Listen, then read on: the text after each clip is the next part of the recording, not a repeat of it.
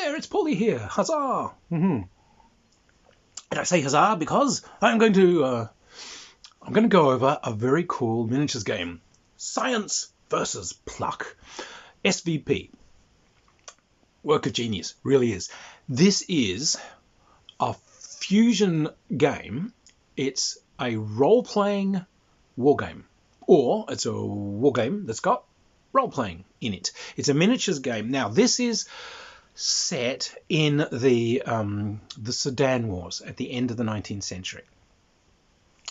For those of you who don't know them.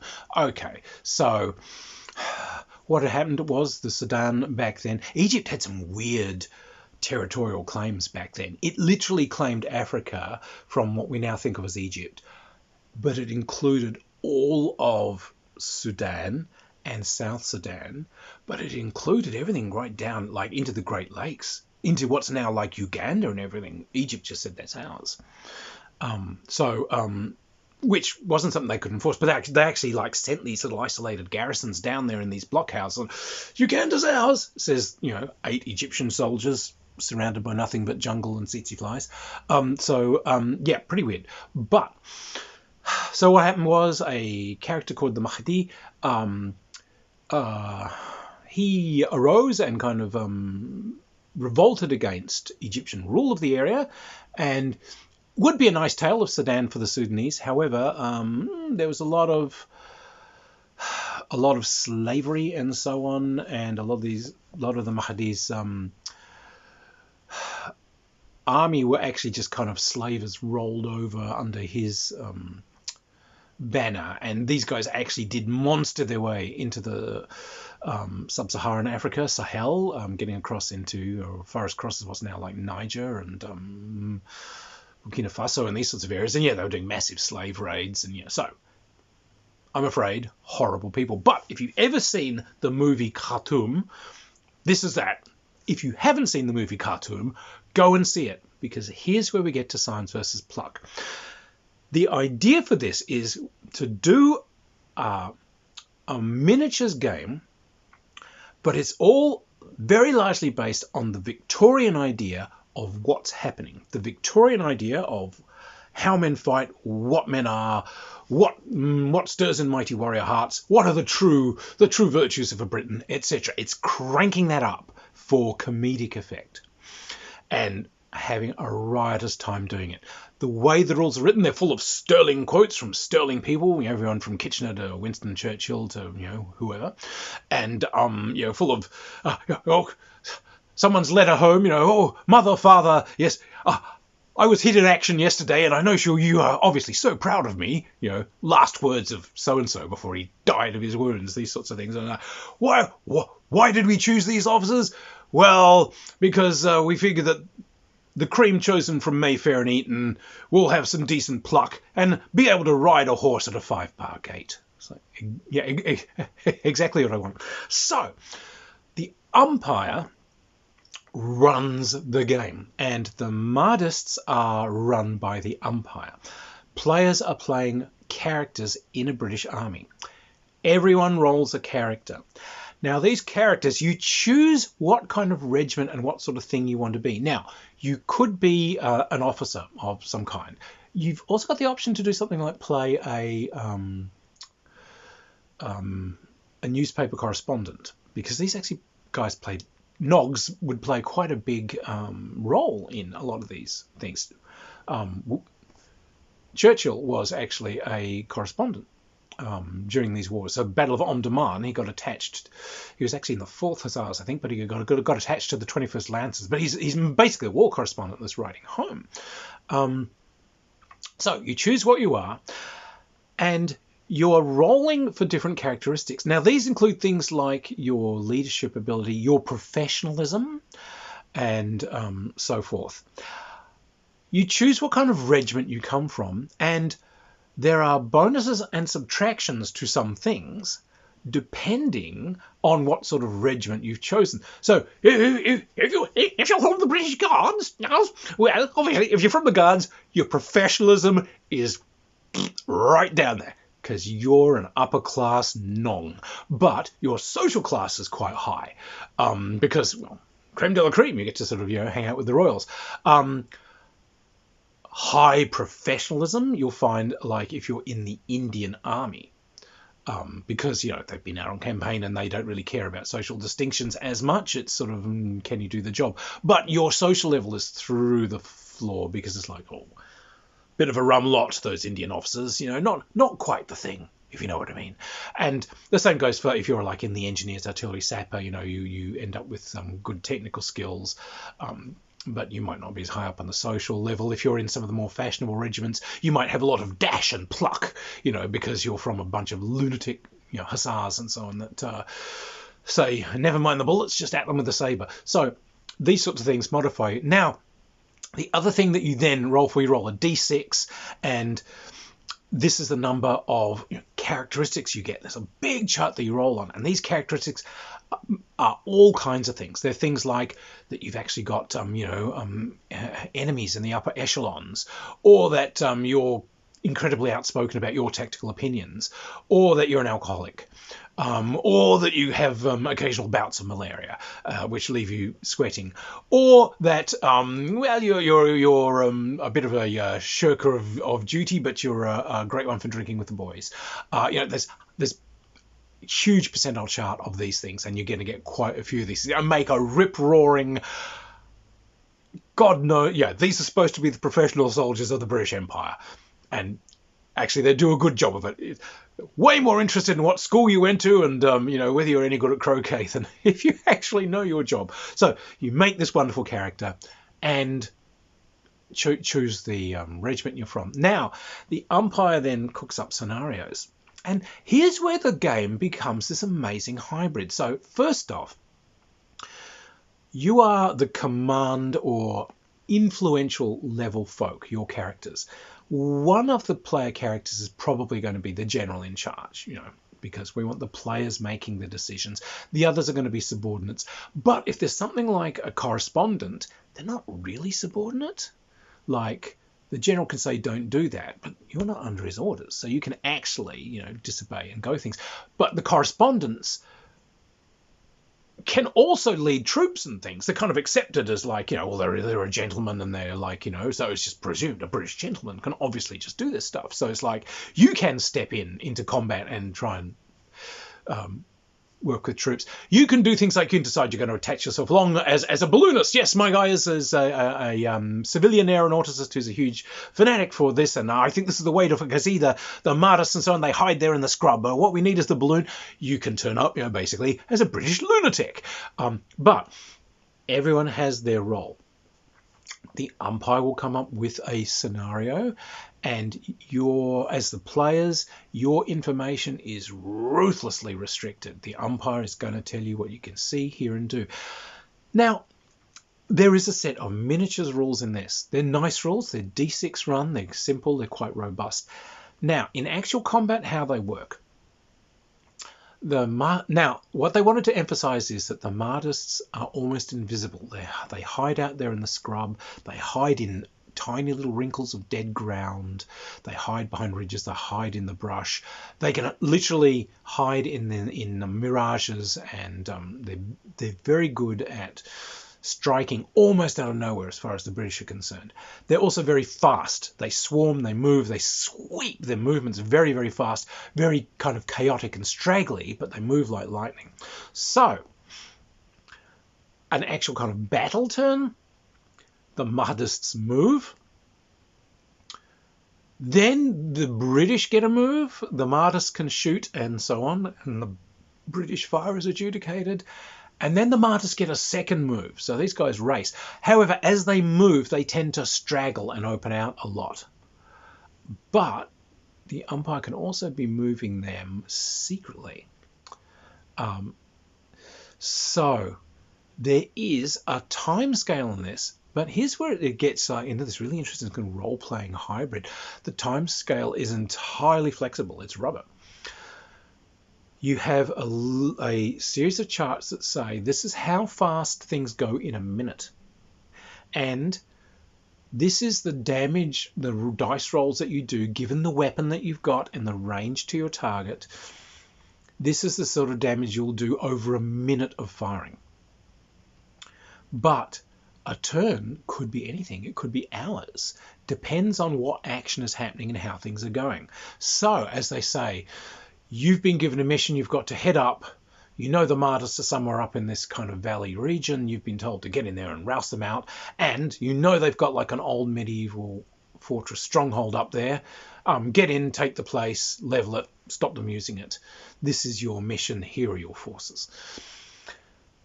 So, over to the person running the British. How are you going? How are you organising yourself? So, the guy in charge might say, all right, well, we're going through this is mostly dry scrublands with rocks. All right, well, we're going to put the baggage camels and everything in the middle. Everyone's going to be marching in like an open square around that. I'm going to have I've got a guard cavalry unit and I've got some other cavalry. All right, the guard cavalry are going to be behind the square. They're going to be our fire brigade in case something suddenly needs to be done. They're the fast moving guys. Our other cavalry units, I'm going to split them up into squadron-sized vedettes. I'm going to have a screen out the front looking for the dread fuzzies who might be hiding out there, and I'm going to have some others on the flanks, and I have another group following behind us just in case the blighters try circling around. Okay, now you've got to put other characters in charge of who's doing what. Ideally something suited to their personality. Oh, the guy who's got real dash and pluck and fire, we'll put him in charge of the scouts out the front, because that's not a place for a shy man. All right, fair enough. Sounds good. And, yes, Fippens from the guard household cavalry, he'll obviously take the guard cavalry, because, he's a sterling sort. So this is very brave, so obviously if we've got to send fling guys in and the rest will position elsewhere. But now you might be in trouble, because the role-playing is, now you've got the scout vedettes out with a guy whose character is that he's rash, foolhardy, and, never counts the odds. Oh, God, this guy's just going to race off after everything. Likewise, the guy who got in charge of the cavalry reserve there is incredibly brave, but also incredibly unprofessional. So he's never going to suspect an ambush. He's never going to send out scouts. He's going to charge and bellow straight in. So the role-playing is very, very important. But moving forward like that, the umpire might have this thing set up on... It could be map movement. There's a map movement and campaigning system, and then there's a tabletop moving and campaign system. But he might say this is going to go by 1 hour turns for like the long sections where you're moving along and people are being asked, you're outside the column, how far ahead are you going? There's some dead ground over here. There's some high ground up here. I'll split some of my guys off and go and check that. All right. It's going to take them 30 minutes to get there. You didn't send a signaler with them, so they don't have a heliograph, so they're going to have to come back and tell you what they're seeing. So it'll be an hour before you hear anything. So that uses a longer turn. If it gets to shorter action, we're suddenly out of the ground in front of those cavalry vedettes. Martis cavalry just come bursting out of a wadi or something. That's like, okay, now we're going to switch to like 1 minute turns for that. However, you've moved 30 minutes ahead of the main column because you guys got, careless. So this is a sub game. These guys will just hear the firing. They're going to be asked what they're doing. We'll dispatch the guards. All right, off they go. But we've got 1 minute turns happening here. Now, you might have some combats where a turn is going to be 2 or 3 or 4 or 5 minutes, and you can pour fire into people because we've said, we've got these guys have got bolt action rifles, the Sudanese don't have the Lee Metfords, they've got Martini Henrys, so they've only got breech loading. But, still, you've only got a set number of turns of fire for your troops, a set number of minutes. So the average infantry have only got 10 minutes of fire on them. So if you're like pouring fire into something, and possibly shooting too much because you can break something's morale and send it away. But if you've like really gone murderous, you might burn through your ammunition really quickly. So you've got to keep, watch of all this sort of stuff. Troops have reactions in combat, and they can become excited. And when they become excited, cavalry tend to run off, at the mouth. But also troops who are firing can burn off more ammunition than they should. Okay, you've got spare ammunition in the baggage, you think. There's a whole thing in here about mishaps and unplanned things. So the baggage can be mixed up. No one can find the ammunition. Or You've got Lee Metfords, and someone very thoughtfully sends the Egyptian Remington ammunition forward to resupply. You know, all these sorts of things are in there. These are all mishaps that actually happened. So there's that flexible timescale, which is really an interesting idea. And again, it comes to the umpire's kind of judgment given what's going on. Now, that set movement, that set move thing can also be interrupted. The characters can just say they're doing an emergency action. Any character can say they're trying to break the normal movement or turn sequence, and they're trying to do something. Oh my God, I'm going to lead these guys over here and try and plug the hole in the line. I'm going to race these guys forward and try and warn those guys that I've seen an ambush, but they haven't. You can do all this, and maybe you'll make things worse as you lead your squaddies out of the line and open a hole. And the dervishes that were hidden in the scrub above, you know, suddenly, I see that and come thundering down through that hole and break the square. But the role-playing thing comes into that aspect as well. So, yeah, really, really very interesting and cool. The combat system, there's different scales for this. You can be playing where a stand of troops is a company. And that's good for kind of the cool smaller unit actions. If you're wanting to play like Omdurman, they suggest that a stand is about like a half battalion. So 2 stands are going to be a battalion. Otherwise, you'll just have too many counters on the board and you'll never get there. People are rated for different things. So, you know, some units are very stolid. Some are very sort of brave and wild and violent. So Highlander infantry are sort of very kind of attack crazy, kill crazy. Other British guys are more kind of stalwart and defensive. British cavalry are, of course, knucking futs and etc. Some of the Egyptian guys are a bit gun shy. Some of the Sudanese are quite enthusiastic infantry, very good infantry, but they often don't have the higher tech stuff that the British have, etc. There's rules in there for steamers. There's rules in there for, you know, gunboats on the Nile, towing troops in boats. They've got rules in there for laying down your own track, for doing engineering, for building field fortifications, for slighting fortifications, for artillery blowing up fortifications. All this stuff, it's all in there. It's lovely. Melee combat is kind of neat. You try and fire, and obviously one of the nice things is that for the European style troops, when they fire, some of it is casualties, but some of it is just halting enemy stands in place. So as a vast mass of your Hadendawa or something come rampaging towards you and you're smashing your volley fire into them, sure, you are going to be killing some, but you're also going to be just freezing some in place. So that, again, you get hit by kind of a scatter. But if the melee continues, next turn these guys will start moving forward because they're only halted for a minute, so they'll start coming. But that's kind of, it's a nice feel. And if it's a really good set of volley fire, you can stop an attack in its tracks. They're just going to stop a couple 100 yards short because they've just run into that wall of lead. But when there's a combat, characters can do stuff. They can directly intervene. A stand that they attach themselves to can re-roll its dice if you don't think it was good enough. You can do rallies. You can get troops to re-roll their reactions, all this sort of thing. But if a character is there in melee, it switches also over to like a little tiny sub-game, which they suggest you have some bigger figures. Just get some like plastic 54s or something, where your character is going to have like a little skirmish game with usually 6 of the enemy, who obligingly will come at you one at a time. But you can fire your revolver at them. You can wade in with your sword. If you're mounted, you can fight them on horseback and everything. You might have a shotgun, all these sorts of things. Now, and you have choices like, are you going to stand there and fight the enemy? Are you going to pitch in and help some fellow beleaguered Britons in a fight, which is a slightly different scenario? Or are you going to call for help? In which case, some loyal squaddies come and will help you out. Or are you going to turn tail and flee, because this can be dangerous?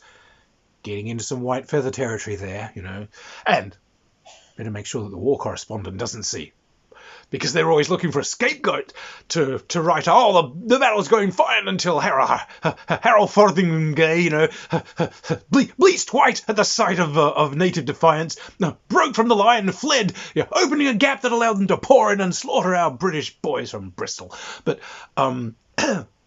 so yeah, you've got this little kind of skirmish game that is played, which gets you points, gets you reputation, and all this kind of jazz. If you are attached to a unit that takes casualties from fire, you have to roll. There's a chance that you can be injured or you can be killed. There's a lovely chart you roll on, because a lot of this stuff is kind of honor-worthy and newsworthy, and being wounded is just kind of colourful. And if it's a near miss, there's a whole range of things for, like, oh, it can kill some or wound some unnamed people, because I said the newspaper reports at the time were full of folk whose only appearance in history is where the news correspondents, oh, there's a volley of native rifle fire smacked into the ranks, killing Major Featherwinkle in his tracks, even as he attempted to brew tea and bring it forward to the boys. Like, what? We've never even heard of this guy in the whole report. So it's all in there. There's lots of logistics disasters, 101 ways to get sick from drinking the local water, how to lose your camels in a sandstorm. So it just builds this wonderful mixed game of wargaming and role-playing, and the two just mesh so beautifully hand in hand, and it's all cranked up as much as possible, as British as possible. Oh, what? 2 o'clock? What? Well, we've got to take a 15-minute break now. What? We've got to brew tea now. It's tea time, right? Tea and water the camels. Tea and water the camels. Oh, okay, all right. Brew tea. The march stops. Yeah, and well, it's good for the morale of the boys, which a sterling umpire will obviously take into account. This game is full of masses of cool information too. They've got like charts in there on when sunrise and sunset was on all these sort of different dates in that area of the Sahara, and when the Nile rises and falls. It's kind of interesting because a lot of this isn't information that the British researched at the time, so they kept running into trouble because they were just sort of like, all right, we're going to transfer our guys up the Nile and this and that. Yeah, idiot. That section of the Nile is at its low point at the time, and it's almost untraversable because of all the rocks. It's like they just didn't bother to. Or, well, we're going to bring in some, we need to pilot all these boats up there, so we'll bring in some, where else has rivers? Canada has rivers. We'll bring Canadians in to pilot all the boats. Why, yes, people that have been up in the middle of, like, the Yukon or whatever, they're going to be great at piloting boats up the cataracts of the Nile. It's right up their alleyway. The whole thing has a massive historical information. It's got lots of information on historical characters. It's got masses of sort of pre-done characters for you to flesh out. So you've got difficult individuals to deal with or enthusiastic underlings. It's got lots of very cool tactical advice in there from the period of what you should be doing and what you should be watching out for and so on. And it's actually good advice and colourful. It all really builds a thing. And they've got a slew of little campaigns in the back. So look, this is absolutely sterling work. It's a riot. If you've got a group of players who kind of would like some riotous campaigning, tabletop wargaming, role-playing all blended into one, you couldn't beat this game. It's a lovely idea. You can play it with any damn troops you want. They've got examples and photos in there of people playing it with 6mm, people playing it with 25s, people playing it with their skirmish miniatures from other colonial games, just gathering together. As he says, we find wargamers are a pretty intelligent lot and are pretty good at figuring out what works for them. So if you happen to have a bunch of skirmish figures from playing like Sword in the Flame and so on, just gather them together, like 2 or 3 of these guys are going to make a one base in the troops. So I don't know, you cut yourself a base and stand them on them, and off you trot. So it's actually in these days of plastics and so on, you could even if you can't be bothered painting, it's pretty easy to get some plastics together and just do this. These are readily available. Now, you could obviously roll this over to things other than the Sudan campaigns. This is kind of a cool thing that you could do for Northwesty frontier things, or you could make a complete dog's breakfast out of doing the Zulu Wars. You could be there. You too could run your very own Isandlwana and get run over. The thing I like is the way it really emphasises the British kind of that ridiculous sense of their own total infallibility, and the thought that because you're good at playing rugby at Eton, somehow you're there. You're the match of the finest warriors in the world. Because why not? I mean, after all, you're British. You know? And the fact that someone's married to Lady Fotheringay hyphen Snoot Whistle is, oh, well, sounds like the perfect guy to run our cavalry reserve to me. So, what? The man's a raving idiot. Oh yeah, but he's very well connected. Excellent billiard player too. And that obviously implies a very thoughtful tactical mind. So anyway, this thing is a comedy gem. Really well look at. It's only worth a couple of bucks on Wargames Vault. So it's just, even if you don't want to play it, I honestly suggest you buy it for the comedic read, because this thing is just so hilariously and beautifully written. But it's also a really good historical resource if you are, like, interested in 19th century wargaming. The amount of cool historical detail, quotes, quips, characters, and things like, all that sunrise, sunset, rising and falling of the Nile, specific rates at which you can lay down train track, and how much you can put into a boat. Great details for more sensible campaigns if you want to do them. Though why you would want to do a more sensible campaign when you could do this, I don't know why. Anyway, look, get out there, brew tea, polish off your martini, Henry, and by all means, hit like, hit subscribe. If you like the reviews, consider supporting me on Patreon. I use the Patreon funds to get things like this so that I can research them for you guys. So anyway, cheers everybody. Keep gaming, keep being the best possible ambassadors for gaming, and remember, games are supposed to be all about having fun. Okay, cheers everyone.